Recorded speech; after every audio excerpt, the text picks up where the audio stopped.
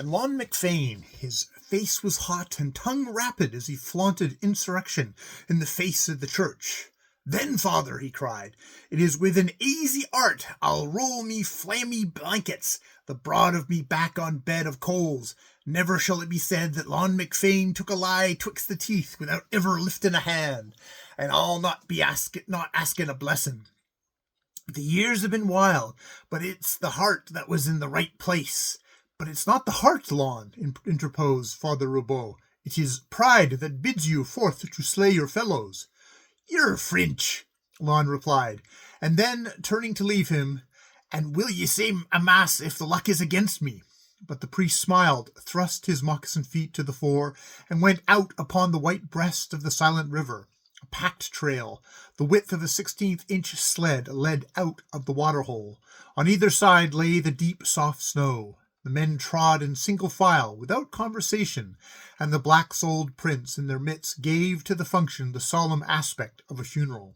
It was a warm winter's day for 40 Mile, a day in which the sky, filled with heaviness, drew closer to the earth, and the mercury sought the unwonted level of 20 below. But there was no cheer in the warmth. There was little air in the upper strata, and the clouds hung motionless, giving sullen promise of an early snowfall. And the earth, unresponsive, made no preparation, content in its hibernation. When the waterhole was reached, Bettles, having evidently reviewed the quarrel during the silent walk, burst out in a final "'Twa'n't called for," while Lon McFane kept grim silence. Indignation so choked him that he could not speak. Yet, deep down, whenever their own wrongs were not uppermost, both men wondered at their comrades. They had expected opposition, and this tacit acquiescence hurt them. It seemed more was due from the men they had been so close with, and they felt a vague sense of wrong, rebelling at the thought of so many of their brothers coming out, as on a gala occasion, without one word of protest, to see them shoot each other down. It appeared their worth had diminished in the eyes of the community. The proceedings puzzled them. "Back to back, David? Will it be 50 paces to the man, or double the quantity?" 50. Was the sanguine reply, grunted out, yet sharply cut. But the new manila, not prominently displayed, but casually coiled about the Malamute Kid's arm, caught the quick eye of the Irishman, and thrilled him with a suspicious fear. "What are ye doing with the rope? Hurry up!" Malamute Kid glanced at his watch. "I've a batch of bread in the cabin, and I don't want it to fall. Besides, my feet are getting cold." The rest of the men manifested their impatience in various suggestive ways. "But the rope, kid, it's brand new, and you're sure your bread's not that heavy it needs raising with the likes of that?" Bettles by this time had faced around. Father Roubaud, the humor of the situation just dawning on him, hid a smile behind his mittened hand. "No, Lon, this rope was made for a man." The Malamute Kid could be very impressive on occasion. "What man?" Bettles was becoming aware of a personal interest. "The other man." "And which is the one ye'd mane by that?" "Listen, Lon, you too, Bettles. We've been talking this little trouble of yours over, and we've come to one conclusion. We know that we have no right to stop your fighting." "True for ye, me lad." "And we're not going to, but this much we can do, and shall do. Make this the only duel in the history of 40 Mile. Set an example for every cha-che qua that comes up or down the Yukon. The man who escapes the killing shall be hanged to the nearest tree. Now, go ahead."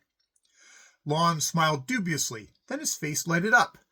"Pace her off, David. 50 paces, wheel, and never cease firing till a lad's down for good. 'Tis their hearts that'll never let them do the deed, and it's well you should know it for a true Yankee bluff." He started off with a pleased grin on his face, but the Malamute Kid halted him. "Lon, it's been a long while since you first knew me." "Many's a day. And you, Bettles?" 5 years next June high water. "And have you once, in all that time, known me to break my word, or heard me breaking it?" Both men shook their heads, striving to fathom what lay beyond. "Well, then, as what do you think of a promise made by me?" "As good as your bond," from Bettles. The thing to safely sling your hopes of heaven by, promptly endorsed Lon McFane. Listen, I, Malamute Kid, give you my word. You know what that means to that man who is not shot. What that means, that the man who is not shot stretches rope within 10 minutes after the shooting. He stepped back, as Pilate might have done after washing his hands. A pause and a silence came over the men of 40 Mile. The sky drew still closer, sending down a crystal flight of frost, little geometric designs, perfect, evanescent as breath, yet destined to exist till the returning sun had covered half its northern journey. Both men had led forlorn hopes in their time, led with a curse or a jest on their tongues, and in their souls an unswerving faith in the god of chance.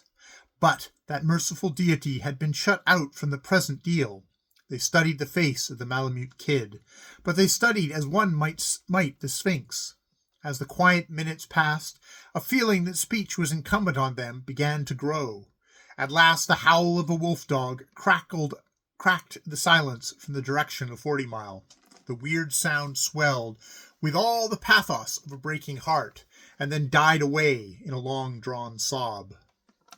Well, I be danged! Bettles turned up the collar of his Mackinaw jacket and stared about him helplessly.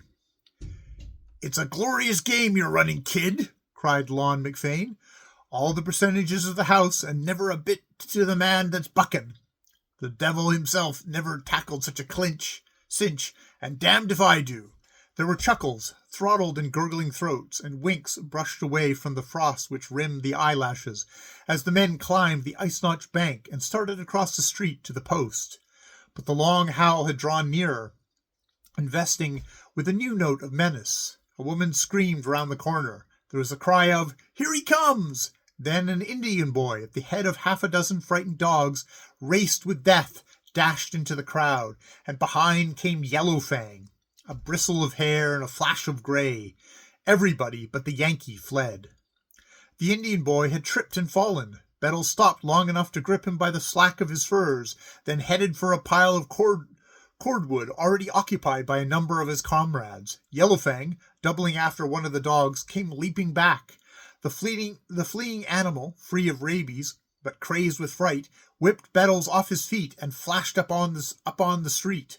Malamute Kid took a flying shot at Yellow Fang. The mad dog whirled in a half-air spring, came down on his back, then, with a single leap, covered half the distance between himself and Bettles. But the fatal spring was intercepted. Lon McFane leapt from the woodpile, countered him in mid-air. Over they rolled, Lon holding him by the throat at arm's length, blinking under the fetid slaver which sprayed his face. Then Bettles, revolver in hand, coolly and waiting a chance, settled the combat. "'Twas a square game, kid," Lon remarked, rising to his feet and shaking the snow from out of his sleeves. "With a fair percentage to meself that bucked it." That night, while Lon McFane sought the forgiving arms of the church in the direction of Father Rabeau's cabin, Malamute Kid talked long to little purpose. "But would you," persisted Mackenzie, "supposing they had fought? Have I ever broken my word? No, but that isn't the point. Answer the question, would you?" Malamute Kid straightened up. "Scruff, I've been asking myself that question ever since, and, well, as yet, I haven't found the answer."